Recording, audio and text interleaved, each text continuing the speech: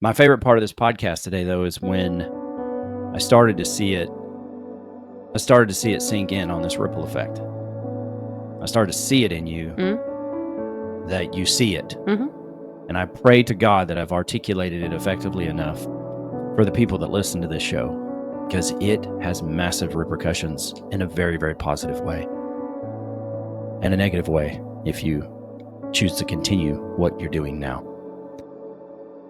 It's important that you just allow the people to say what they're going to say. It's what you've earned. That's a fact. And don't take it personal.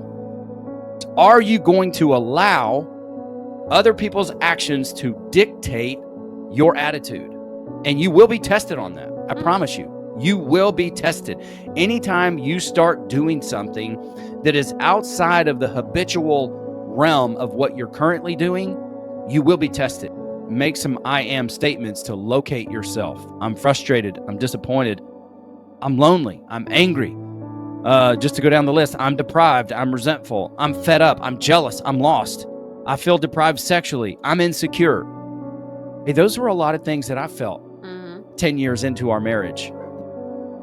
I, Quincy Moran, earned your judgment of my track record. That is what I gave you. You gave me a track record. So I had some things to believe as well. So that's why I say, let the people say what they're going to say. We want emotional control here. So let them say what they're going to say, and you get to work.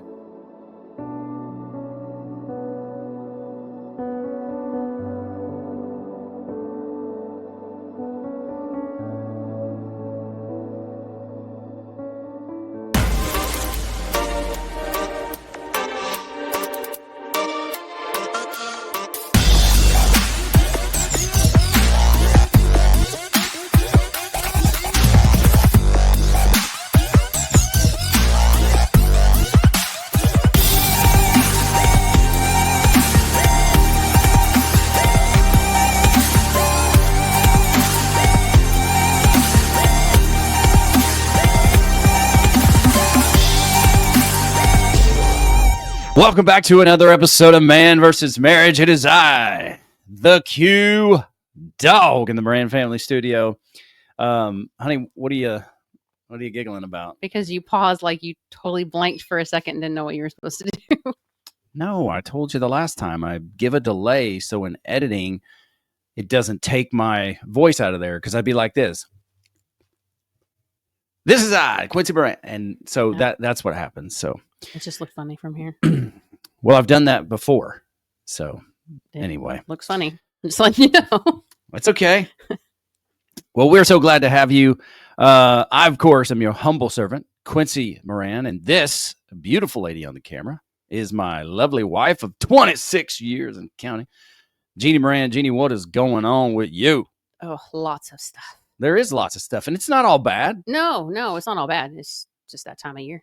It's the holiday season. Oh boy, here he goes. All right, let's get into it. Today, what we're going to do, it's our goal to pull these first 3 episodes together. And I'm really nervous because, as you can see, I don't have the headphones on, and I can't hear myself and hear the audio. So I'm going to remove these. For you that are just listening, I'm taking the headphones off so I don't look like a douchebag sitting here with headphones, and Jeanne has none. So I'm really concerned about this, and I'll probably go back to it. But anyway, let's get into this. So we've given you 3 episodes. Where do I start? If you listen to the bonus episode, there's 4. And it's truly a methodical approach to where do you start to really take back your life and get your marriage in order. So what's next? What are you supposed to do with all this? I feel like we've given you some great direction, but Jeanne had the idea. I think it's a great idea now that we recap that for you, and then give you what's coming. Not only what's coming, but really give you an idea of what this is going to take. And if you're listening to this program, whether we hear from you or not, if you listen to this program and you keep coming back, then you are a special breed of human being. That means you've connected with us, with our message. And I can talk to you very directly, and you can take it or you can pause me and never come back. But I'm opting to believe that you're here for a purpose. So let's talk about this. And I've got the notes out here. This might be a little bit clunky, but I don't really care. I want you to get what you came for. So let's talk about episode 1, which is where do I start? And we gave you some great things outlined. We gave you some homework. The number one thing that we're going to continue to bring up and remind you of is that you have to focus on what you can affect.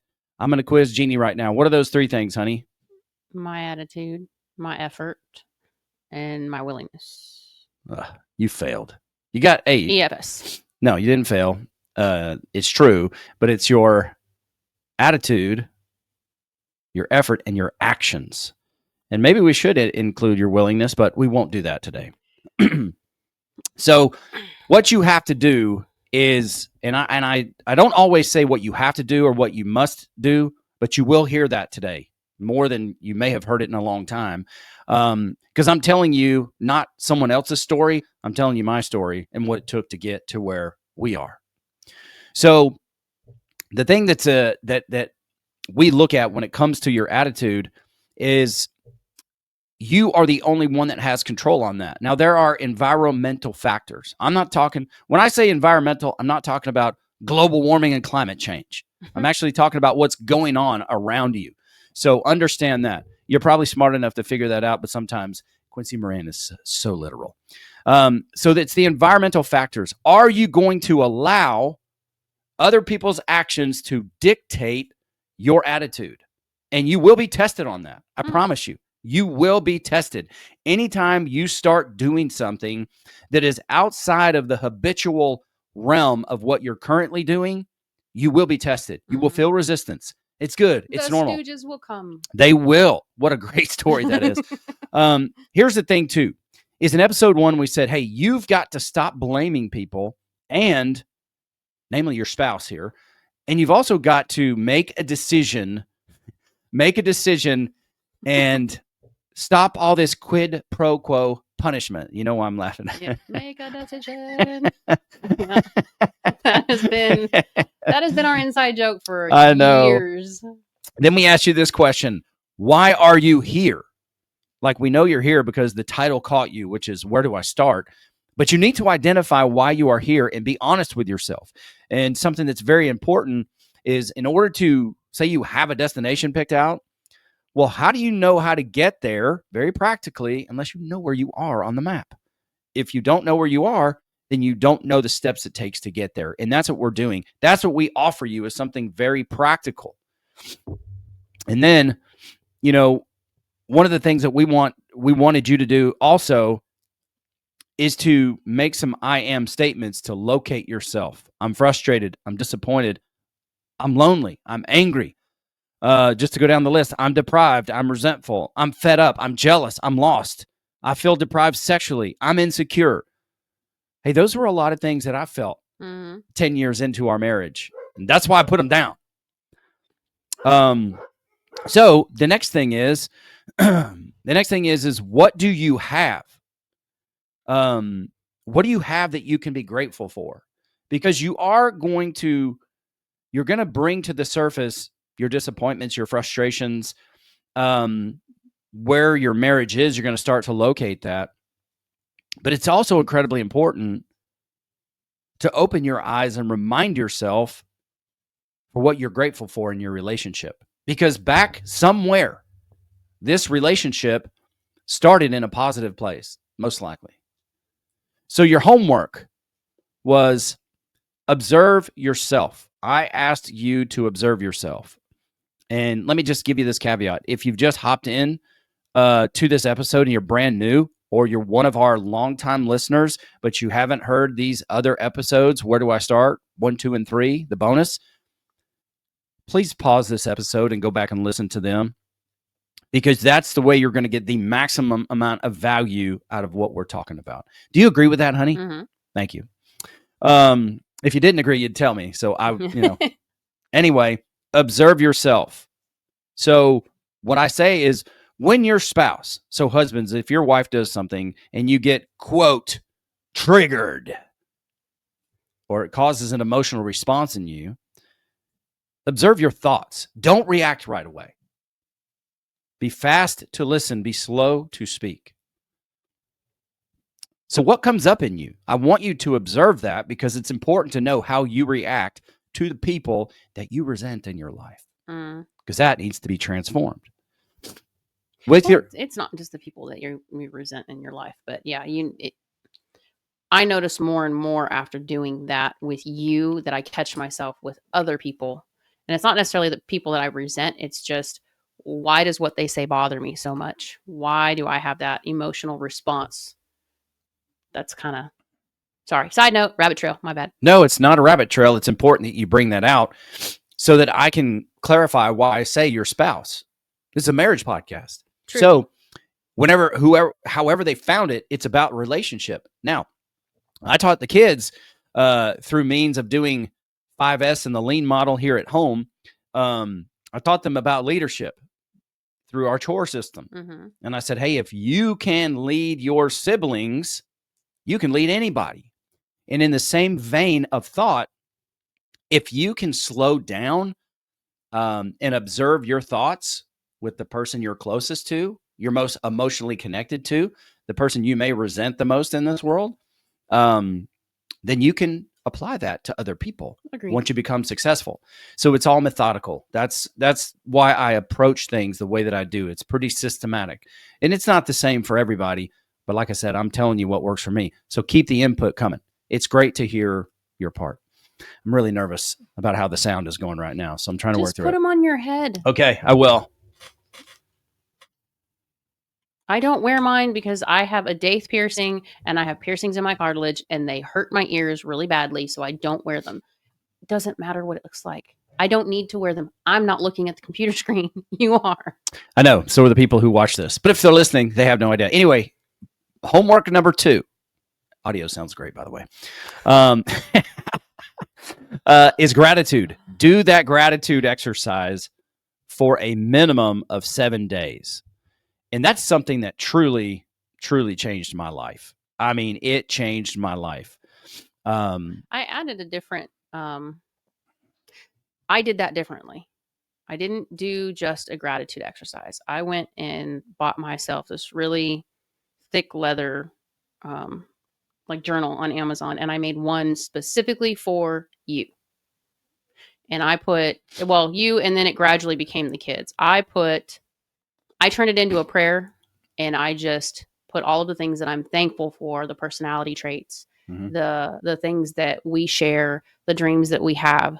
I put it in writing in a journal. And then when things came up in the year, especially if we had like a really hard Hawaii trip or, something, a stupid miscommunication that hit a little harder than it should have, I would go back. And I don't write in it every day now. I did in the beginning. It's kind of my annual at the beginning of the year. I do it for 30 days straight to start my year and kind of line out where we're going. And then I write in it. I still do the gratitude exercise every day, but the writing side of it seemed to help me focus those things a little more. Yeah. And it made it very specific because when I'm writing, I have to concentrate on what I'm thinking so that the pen writes what I'm thinking rather than sometimes when you're just doing the gratitude out loud or you're talking to yourself or you're praying, at least for me, it may not be the same for everybody else, but at least for me, I have a tendency to, oh crap, I got to do this today. Oh yeah, no, let me do this. I'm thankful for this and I'm thankful for this. Don't get distracted. And then the phone will ring or something will happen and I'll go that direction. But if I'm writing it, then I stay in the flow of what I'm doing and it becomes a more connected habit for me. Yeah, I agree. And I think one of the benefits of writing it is you can go back and look at what you were grateful for to see if that evolves. Now, when I started the gratitude piece, I would write it down, but I made it a part of my daily routine when I would get in the shower. And just as a brief example, I started out with, Father, I thank you for a great life. It actually started with good. Thank you for a good life, for a good wife, for good children, for a good family, for good friendships, because I have all of those. I have them all. And then thank you. Some of the things I would say out loud so that I could hear them, because it was important for me to try to transform those parts of my life. And when I say, I thank you for, great health when I wasn't healthy.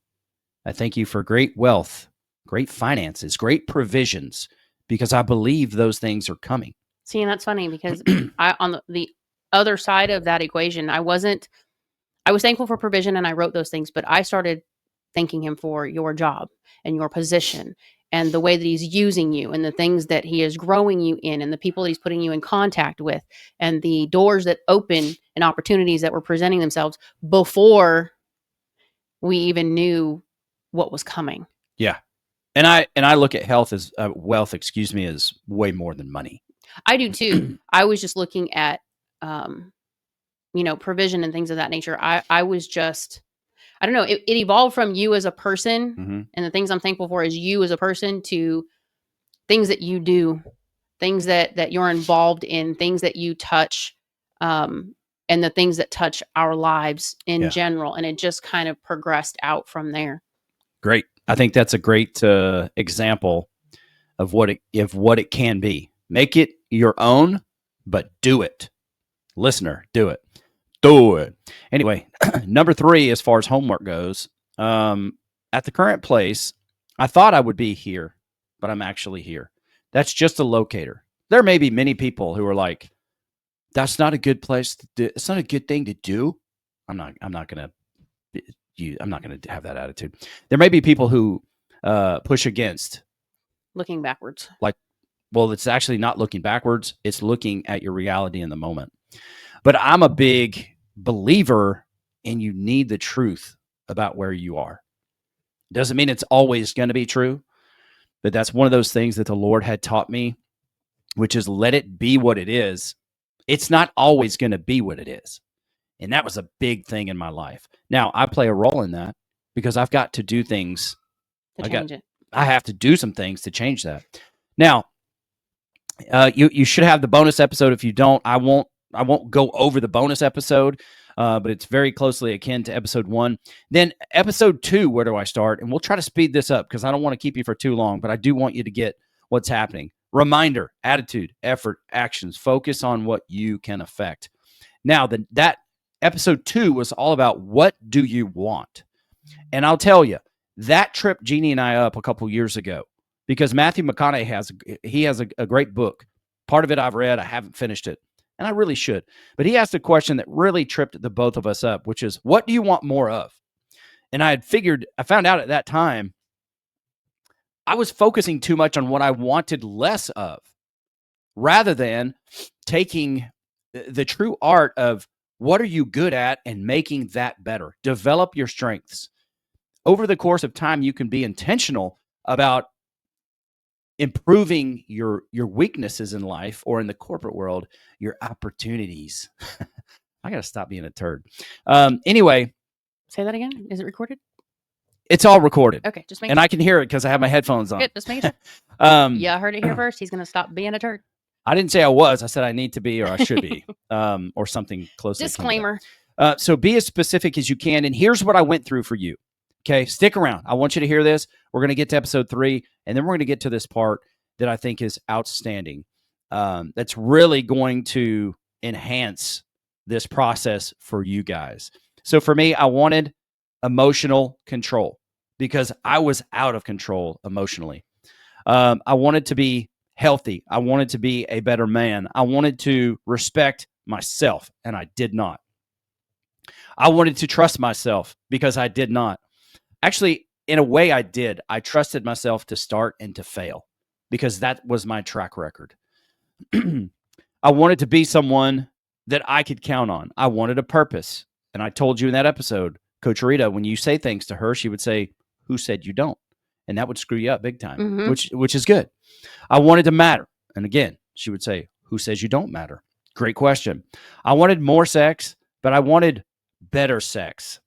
And that's tied to my health. That's tied directly to my health and our intimacy. I wanted joy and fun back in my marriage.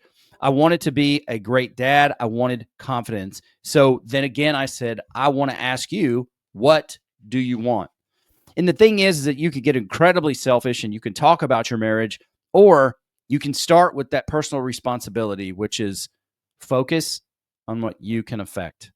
And a beautiful exercise coming up here, believe me, in just a minute. Episode 3 was, who do you want to be? And hopefully you can see the picture becoming more and more clear here. Locate yourself. Who are you? The next thing is, what do you want? The next thing is, who do you want to be? Because you must identify these things, because the going is going to get tough, right? It's going to get difficult. You are changing habits that you've had for who knows how long. You will begin to discover lies that you have been believing for who knows how long. And so you're going to start to feel resistance because you are endeavoring to do something different. You're going to feel familiar things that feel resentful and that try to push you to get comfortable again. But the best you is on the other side of that discomfort. And so, what was important to us is to say, hey, who is it that you actually want to be?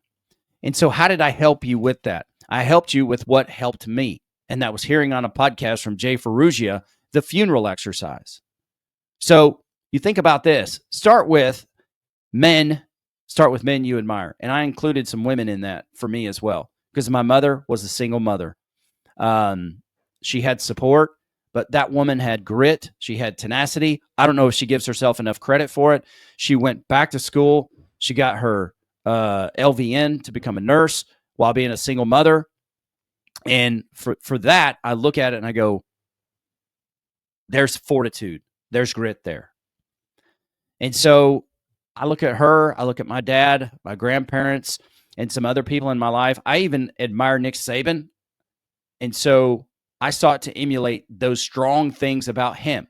And you can go back historically, whatever it takes to start to get a picture of the things that you admire. Those are actually the things that you want to be yourself. Now, there can be a negative side of that, because if you admire men who take advantage of people, if you admire men and women who take advantage of people, you might have some deeper issues that you need to work out, because you're living out of a place of revenge, and that is not where you want to be. So then the funeral experience is this: take your close inner circle of people that matter the most to you in your life. For me, my wife, my kids, some very, very close friends or family members, and you fast forward to your death. You're in the box. You're at your funeral, and people are getting up. They are celebrating who you were in their life. What kind of things do you want them to say about you and the impact, the legacy that you made on their life? For however long I live, I know for sure that Wayne Scroggins is going to be a part of that. And he's actually a part of my children as well. Mm-hmm. Unfortunately, my kids didn't get to meet my papa and granny in a capacity where they would remember them. I mean, Hunter and the triplets met them. I think Ashlyn met them. But there was not meaningful interaction because they were not old enough. But my kids got to spend much more time with my grandpa. And he was like a patriarchal figure within our family. Mm-hmm. And I was telling somebody the other day, I said, nobody around the world knows him, but he was the most famous person in my life. And that is what began to birth becoming family famous. There's a lot of reasons that come into that. I won't bore you with those right now. Someday I will challenge you with that. And that is, if you choose to accept it, it will dynamically change your life. Let's begin here, though. So that right there was episode 1, 2, and 3. And it's very important that you do that work. Like, don't treat this podcast as just something that's good to listen to and frickin' move on, because that's not going to do you any good. Hearing a bunch of good information doesn't make you better. It's how you apply it. You must begin to transform your mind. Honey, cross-check me on that if it's not true. No, you're right. All right, so what we're going to do now is, number one, Quincy at mvsmpodcast.com. I would love to hear your feedback on where you are, the homework, the man you want to be, what do you want, etc. I would love to hear that. How does some of this challenge you? Will you be bold enough, as others are, to email and connect with me? What you send to me stays between me and Jeanne, and we're not going to let it go anywhere. But we can help you with the experience that we have had in our own lives. This is practical experience. So here's the deal. I want you to know this. In your life, once you begin to do this, you need to know that not everybody's going to get on the bandwagon and celebrate who you're becoming. No. Exactly. You're so surprised. I know. The thing is that until this point, it's very likely that you have displayed a track record of people not trusting that you're going to do what you said you're going to do. You've given plenty of people reasons to believe who you are. Pattern of behavior. Yeah. You've shown them this is who you are. This is what you do. The beauty is that you can show them something different, but you can't do it to show them. There are other things that you've got to do. So here is a list of things that I want you to know as we wrap up this program. And Jeannie's got a little bit to talk to you about as well, and I'll cue her up for that in a minute. So the key to victory in all of this, in episodes 1 through 3, is that this is like a how-to scenario. And the how-to is this. I decided I was going to live my life like there was a camera following me everywhere. And why does that matter? Because I wanted to develop more positive habits. I didn't want to be somebody that was one way in front of everybody in public and then a different way behind closed doors.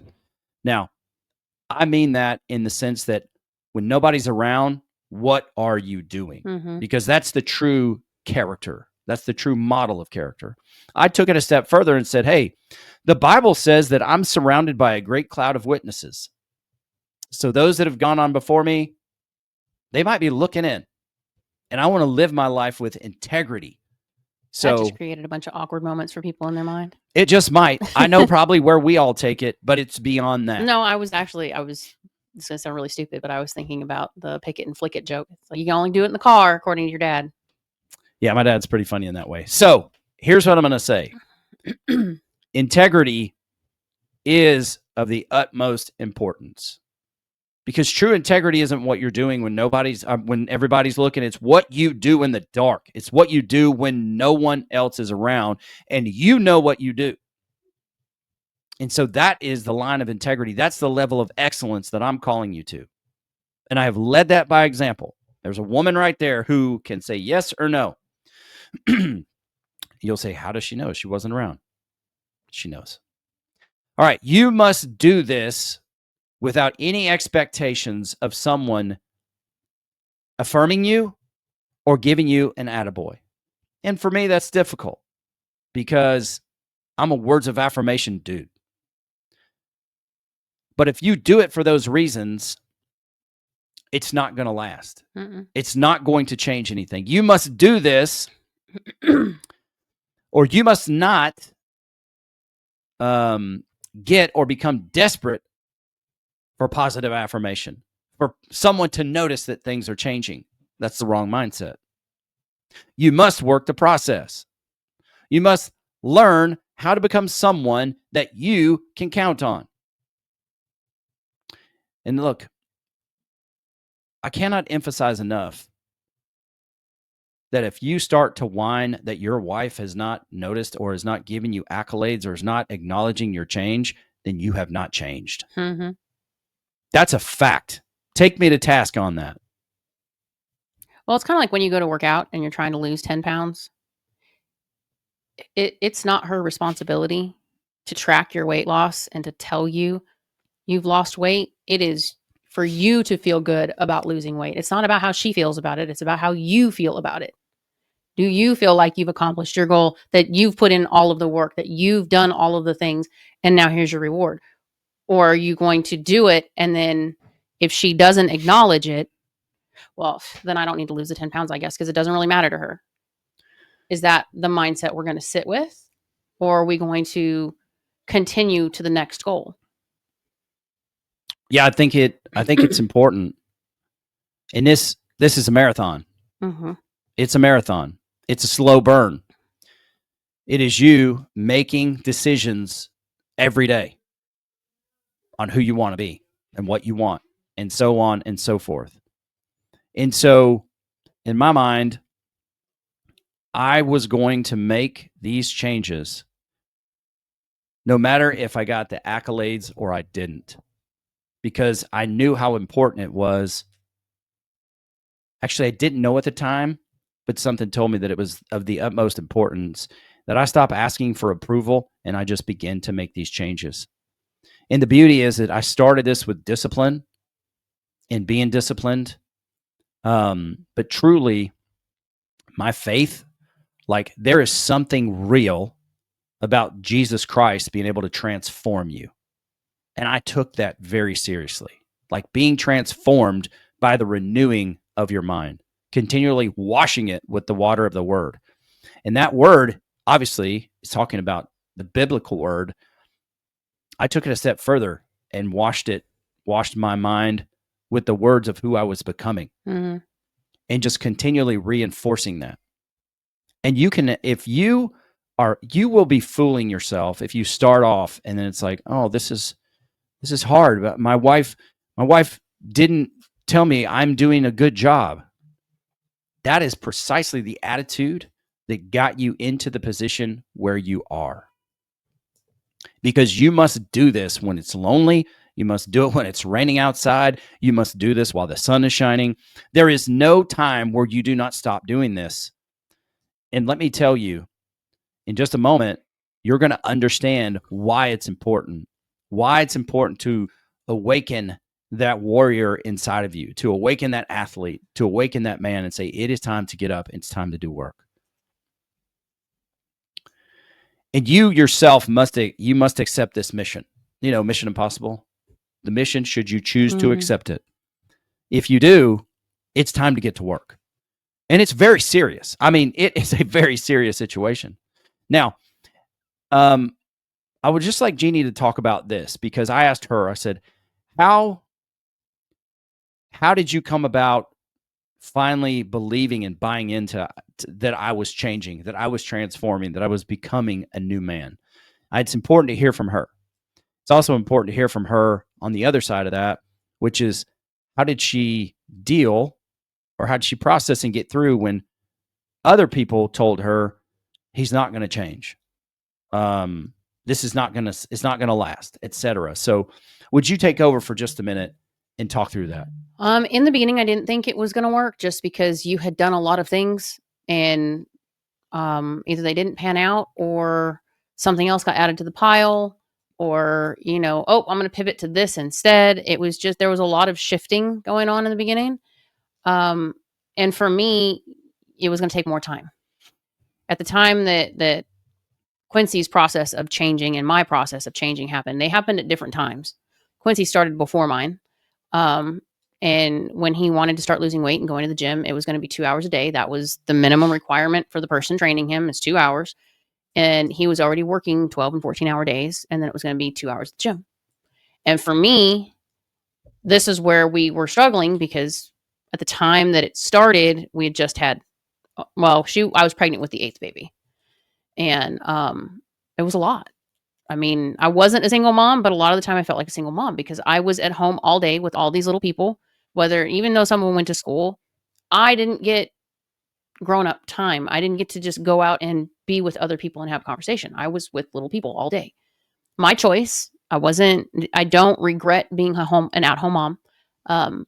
But we discovered I didn't go through postpartum properly. I didn't go through some of the events that we went through and process it properly. I buried it because I just needed to survive the day. So by the time this major change started to come about, it was, okay, well, he's going to be gone again. And so I just accepted it. What changed it was, we talked about it. First, it was, this is what it's going to require. So I'm going to be gone from this time to this time. I'll have a little less time at home. As it progressed, he was able to shift his workouts. I'll just use that as the example because that's the biggest part that started all this. Was then he would do cardio in the morning, go to work, and then he would do his strength training on lunch break, which meant he could come home sooner. That meant I was getting what I needed because he was coming home. So I had to make a sacrifice in the beginning to let him do the extra hours and take more time away from home. On the other side of that coin, he had to give me grace because he wasn't home to help me. So me being exhausted or me being tired and not being able to really keep up when he got home, it was part of the deal.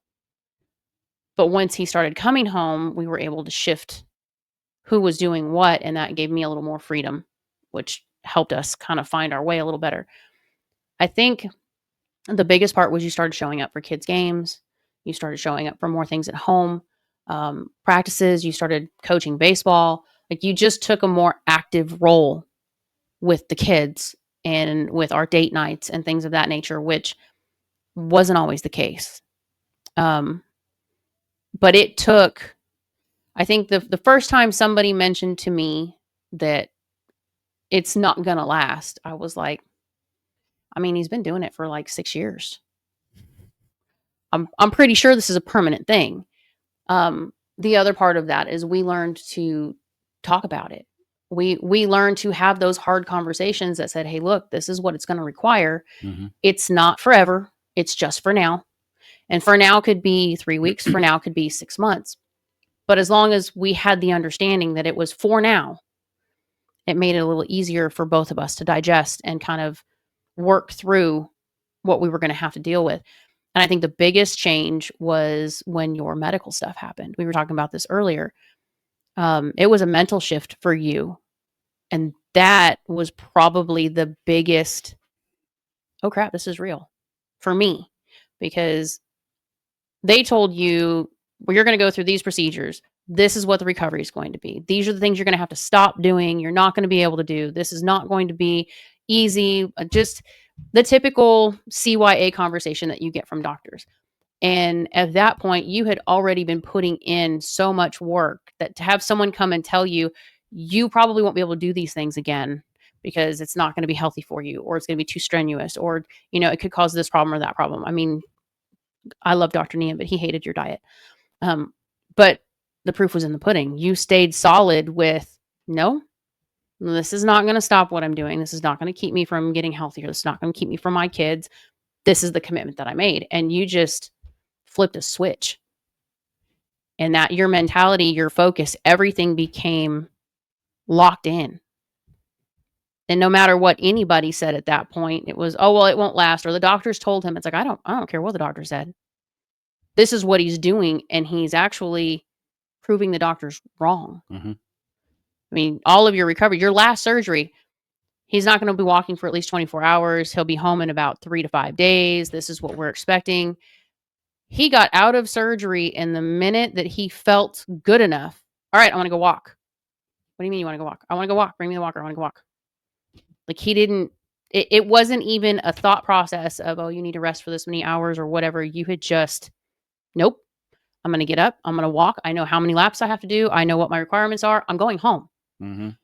It was just a complete shift, but it took years. And I know that sounds really bad, but it did take years of just consistent, intentional, this is what we're doing.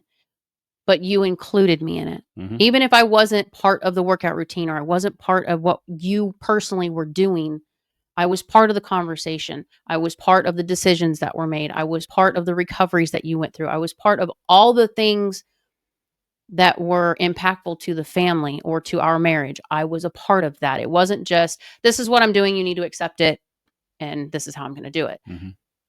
I don't think we would have stayed married if that would have been the way the process went. Yeah, you never know. We know the way the process did go, though. Mm-hmm. And that day, within an hour or two of surgery, if I remember it right, I did get up and I did walk. Mm-hmm. And I walked a mile. Mm-hmm. And the doctors had already told me, and nurses were like, we've never seen this before. And they told me, after that last one, they're like, We have never seen anybody do this. And it's not because I'm anybody special. It's because I was willing to take on the challenge and put the work in. It was also because I believe the Holy Spirit had encouraged me to let me know this was the path. Like, you are going to have surgery again. And then that last surgery, they found the things they couldn't find that were wrong. Mm-hmm. And it was incredible the way that everything played out. But I had to put the work in. It's like people that become famous. It feels like, because you see them, they're everywhere. It was like 15 minutes and then they were famous. But really, they'd been putting a 10 years worth of work in to get where they are. And so it's the back end side of the work. And I preached a message one time, something I thought was very apropos for this. It was called, "What is your fuel source?" I know that might sound weird. But you hear stories of athletes or actors or people who do things. And what fuels them is the pain of their past. There's a tank full of pain that they have to burn. My question is, if that is your fuel source, what happens when the tank is empty? Mm-hmm. The other side of that is, and here was my question to everybody. Is your fuel the pain of the past or the promise of your future? And I had to ask those questions of myself. And maybe you just get started. Maybe the first tank is the pain of the past and working through that. It could be. But my challenge to you would be, and it may be hard to see right now because of where you are, but I promise you, the promise of the future burns a lot hotter, more consistent. And the beauty is that tank continues to fill. I was going to say, what if it's a dual tank system? Because to get where you're going, sometimes you have to go back. You have to look at things that you've been through. I mean, you and I can attest to, the thought that held us back. What is that? What is Julia? Limiting belief. The limiting belief that we discovered. We were children. Now, I don't hold my parents responsible for that. It's something that I chose to accept and held on to. It's something that you chose to accept that nobody even said to you. You don't even know any better. But it's something that took root. So in order for us to look at, we call it going to the clouds, look at what it is that we want to get to that place, we had to go backwards to figure out, where did this start? Because you can't pull something up from the root if you don't know where it's growing. That's a fair point. I would challenge that in the sense that, like I said, maybe that's a place to start. I'm saying, what if it's both, though? Like, what if you have to take these things that started your problem that you're sitting in, or started the thought process that you're sitting in? You have to look at those at some point.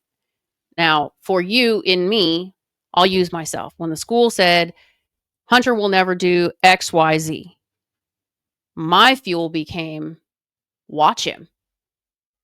And then I shifted gears, but I didn't have that same belief for myself. Mm-hmm. I had that belief for him, but that made me do things that I never would have thought I could do, because I had to do it for him. Yeah. And I understand that. And you're actually furthering my point. I know. Which is maybe the first tank is the pain of the past. But in reality, if you can get your head wrapped around, you can get it in your spirit that the promise of the future is more, is like it ignites hotter and it burns longer and it's more powerful. There is a process to deal with and be delivered from your past. Mm-hmm. So whichever the fuel source is, let's get you moving in that direction. It's long term. Some of it you will overcome by experience, and some of it you will overcome by deliverance. You will be delivered from things. And look, there will be those people. It reminds me of the Bible, the some-sayers. You know what I'm saying? It's like the some say this, and Jesus asked his disciples, "Who do people say that I am?" You're not going to ask people, but just know. And that's where the some-sayers came in, and that's where the some-sayers kind of came into your life, is what I'm saying, and saying, "Hey, it's not going to last. It never lasts. He's going to go back to who he was." Oh, and there's a caution there too. That person could be your spouse in the beginning. True. And you're going to need to develop grace. You're going to have to develop grace, because what I judged Quincy against is what I knew. This is the pattern that you've shown me. Yes. So I don't have the view of this grand future that you're seeing. I only have the view of where we've been living. That's what I deserved. And so in the beginning of this, one of those big sumsayers may be your spouse. It's going to be really hard not to take it personal. But at the same time, if you can turn it into fuel to say, okay, well, let me prove it to you. Just let me prove it to you. I don't want to say don't fight it, but use it as part of your fuel, as opposed to allowing it to deter you or to cause you to think, well, she's right because I've only ever done, because those thoughts will creep back. You've got to be willing to say, she only knows this. It's my job to prove otherwise. And that's why I say it starts with proving it to yourself. And that's where it's like, hey, let it be what it is. Quincy Moran, earned your judgment of my track record. That is what I gave you. You gave me a track record. So I had some things to believe as well. So that's why I say, let the people say what they're going to say. We want emotional control here. So let them say what they're going to say, and you get to work. And I would ask God, where's your heart? What do you say? And I would do my best to open my ears and hear that louder than my own insecurity. And I would say, Lord, where is your heart in this? Who would you have me become? Because I am reviewing that in my time with him. And so he trained me in that. He guided me, coached me in those things. And he would do that either through time in prayer, through the close-knit circle that I had, through books, through podcasts, and those things would become relevant to me. They would spark something in me. They would connect with me. And so it's important that you just allow the people to say what they're going to say. It's what you've earned. That's a fact. And don't take it personal. One of the most valuable lessons we ever heard. Now, here is a great reward for you. I didn't have this. I didn't even realize it until we prepared for the show. So this tool is called the ripple effect. I've talked about the ripple effect for a long time. Many people do. But this is a tool for you as you're getting started. And then as you go along, you can reevaluate it. And you can go from the prospect of what could be to the actuality of what is. This tool is this. When you decide who you want to be, you get through episodes 1, 2, and 3. You have your information. You say, when I am that man of faith, here is how it affects my wife. Here is how it will affect my children. Here is how it will affect my friends. And you write that down. That is so powerful. Because if I look back, the changes that I made, you heard Jeanne say it, I started first. It is incumbent upon me as the leader of this family to start first and to get into the mentality of do what I do, not do what I say. But then there's something weird in the cosmos when what you say and what you do line up. So take this ripple effect, this tool. When I am healthy, this is how it will affect my spouse. This is how it will affect my children. Then you start to feel how serious it is for you to change. And you go down each and every line. When I am this husband, this is how it will affect my wife. You have to include that into your kids as well, because you are teaching your children how to be a husband, how to be a wife. And then you go to the father. When I am this father, this is how it will affect. This is stirring me right here. This is something that is valuable. This is something that it's a tool that I didn't have, but it's actually a tool that I had to develop. And it's this far into the process. It's preparing for this episode that brought me to this moment. And when you write down and you read and you keep that in front of your face, this is the promise of the future. That's your second half to momentum. This is the promise to your future and what will fuel you. Because the pain of not being that, the repercussions of not being that, are so much more painful and laden with regret than the pain that you will go through to become this. And that is what I want to challenge you, the listener,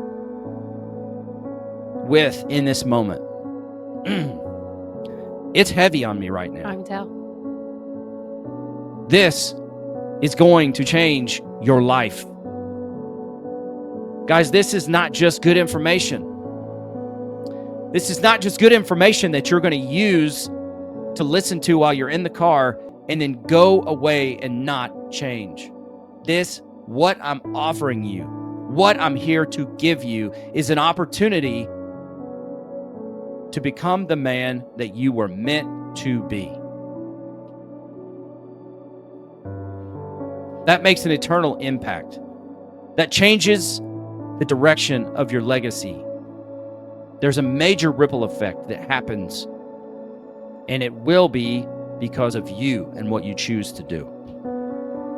It's available for you if you want to do it. It's that ultimate version of becoming family famous. Well, that's all I had. Sounds like the alarm system is letting you know. Yeah. Thank you. Those environmental factors. Honey, anything else? No, I think we covered everything for this one. Okay. Any feedback on this ripple effect? I mean, I'm kind of looking at it in a different perspective than just the family thing. So I don't know how it would pertain to here. I'm looking at it more as, what we're doing in a different fashion, like what we're doing with the podcast, what we're doing with our other things. What does that affect going forward? Because Quincy and I have always held on to, my version is I refuse to raise assholes. I'm not as, nice with my words as Quincy is, but the things that we've chosen to do, the examples we've chosen to become, those things have impacted our kids. The choices we made, from their education to their upbringing and knowing God, to how they treat their family, to how we treat friends, to 5 and 50 rules, to all these various things. The ripple effect now, just looking at it, now it's, what is this kid doing and what is she impacting? And what is this one doing and what is she impacting? Because what you did is you started to change you for us and for you, which ultimately shifted gears for me. But now watching them, stop it, you're gonna make me do it. You started. Look, it helped us make some really hard decisions. But where we're at versus where we were, you can't put a tag on that, dude. And they're going to be the plan for Quincy and I has always been, and it for the longest time, it was Quincy was worried about his legacy, and it was always the last name. It's not the last name, dude. It's these girls. It's what they're going to do. It's the world that they are going to change and how it's going to impact them and their people and their kids and their stuff. You don't see it in the moment when you start it. When you start it, you're thinking, what does it look like? I have no freaking clue what it looks like. Okay, well, 15 years down the line, this is what it looks like. Yes. We've got 8 amazing kids. Even the 2 that struggle have their moments of innocence and sweetness that just, it gives you a different view on life. It does. The others are all impacting their own circles in their own way. And they're all going to do big things for themselves. I mean, there's just, I don't know. I didn't look at it that way before. I mean, I knew our goal was, I didn't want to raise assholes. I wanted to raise good people, hardworking, strong, ethical, independent thinking young people. And I wanted them to have a good heart, and I wanted them to be generous and courageous and helpful and want to help people in various areas, and they do. I mean, something as simple, and this is the easiest example that I can give you, and it may not impact everybody. One of our girls loves to just make you smile. And if that means she thought of you today, so she went and bought your favorite candy at the gas station, and she ran to work to say hello and bring you a candy just to tell you, I thought of you today. That's her ripple. Something as simple as just thinking about somebody and being nice and letting them know you were on my thoughts today. I wanted to let you know that. It's huge. Huge. Now, what does that next person do? If we stick to the pay it forward and the ripple effect, what does that next person do? How much more does it mean to the person that they touch? Maybe they decide to do something a little bit bigger for somebody else. And it doesn't have to be something expensive. It's not about buying the gift. It's the fact that she just shared her heart with somebody. That's it. I tell you, when this sat in on me, and I will be as grandiose as possible, because the fact is that at year 10, I didn't have to do it. I could have just kept on being who I was. And that would have either led to us having a lifeless marriage or getting divorced. But because I was willing, you take a step back and you start to look at how amazing this becomes. And look, they're going to need their grace. They're going to need just as much grace as they did as they get through the beginning stages of their ripple, but they're already a part of the ripple effect. But that's the beauty of it, because the things that we took until we were in our 30s to figure out, we're teaching them in their 20s. So they're already 10 years ahead of the game. They're getting into relationships. They're trying to build relationships for marriage. They're trying to see their future as husbands and wives and mothers and fathers. And we're going, okay, what does that look like? What does that mean to you? You know, I asked one of the girls the other day, we talked about, she heard me tell one of the other girls that you need to learn what it means to be a mom. It's not just feeding the kids and changing diapers. There's a lot more involved in being a mom. That's right. And we were chatting, and I asked her, I said, if I was to ask you, what does mom do? What did I do from the smallest memory that you have to now? What have I done? What is my job? And she looks at me and she goes, you do everything. And I said, what is everything? Just, no, like everything. Like, you didn't just change us and feed us. You took care of us when we were sick. You taught us things that other people wouldn't teach us. You took our education and took it out of everyone else's hands because it wasn't what you thought we should be learning. You taught us how to be our own people. And she just started rattling things off, and I'm going, that's the point. I'm not saying that to brag on myself. I'm saying that because I want to know that they see this big picture, because she wants to be an at-home mom and she's feeling bad about it because it's not a real job. And I challenged her. It's an incredibly important job. I challenged her and said, what do I do? And that's when she started pulling all these answers. And I was like, tell me I don't have a job. Yeah. I don't get paid cash. But watching you people grow, watching you girls go out and become the people that you're meant to be, that's my payment. Yeah. That was my entire intention. That's my reward. And when you bring grandbabies into the house, I get to do it again. That's right. And a totally different level, but I get to do it again. And then I get to watch that one go. And then I get the next level. Tell me I don't have a job. I don't get paid crap. Yes, I do. Well, it's hard for them to value what you may not have valued. Yeah. My favorite part of this podcast today, though, is when I started to see it sink in on this ripple effect. I started to see it in you, that you see it. And I pray to God that I've articulated it effectively enough for the people that listen to this show. because it has massive repercussions in a very, very positive way, and a negative way if you choose to continue what you're doing now. And so with that, I'm calling you, I'm challenging you to take this serious. It's not just good information. This affects you and your future and your legacy. This affects your wife. If you have children, it affects your children. And may I charge you to say that it affects your children's children and beyond. And you have the privilege of being able to change the direction of your family and that legacy. And my hope is that you will embrace that. And that is all. For Jeanne Moran, I'm Quincy Moran, and this is Man vs. Marriage, the